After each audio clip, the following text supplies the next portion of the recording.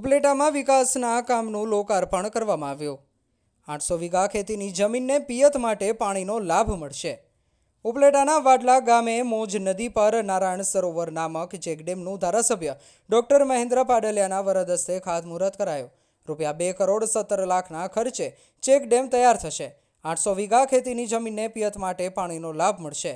ખાતમુહૂર્ત કાર્યક્રમમાં ધારાસભ્ય સાથે કાર્યપાલક ઇજનેર, વડલા ગામના સરપંચ, તાલુકા ભાજપ પ્રમુખ, આગેવાનો, હોદ્દેદારો, ગ્રામજનો મોટી સંખ્યામાં જોડાયા।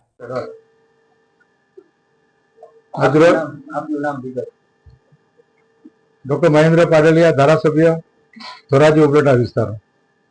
આજે મોજ નદી ઉપર વાડલા ગામે એક લગભગ 2 કરોડ ઉપર રકમની ચેકડેમનું ખાતમુહૂર્ત થયું અને આ ખાતમુહૂર્ત થવાથી આ વિસ્તારના લગભગ 800 વીઘા જમીનને પાણીનું રિચાર્જ થશે અને 800 વીઘા જમીનનું જે તળ છે એ તળ ઊંચું આવશે અને ખેડૂતોને ખૂબ જ ફાયદો થશે।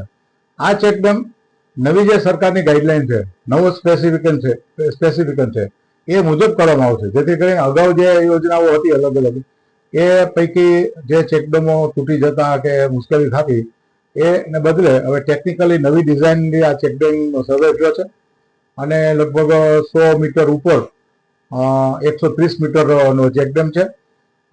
પહોળાઈ પણ પૂરતી છે અને ઊંચાઈ 3 મીટર જેટલી છે અને એની જે નવા સ્પેસિફિકેશન ડિઝાઇન મુજબ થયેલો હોય આ ચેકડેમ વર્ષો સુધી ટકી રહેશે અને વાડલા ગામ અને આજુબાજુના વિસ્તારના ખેડૂતોને ખૂબ જ લાભ થશે।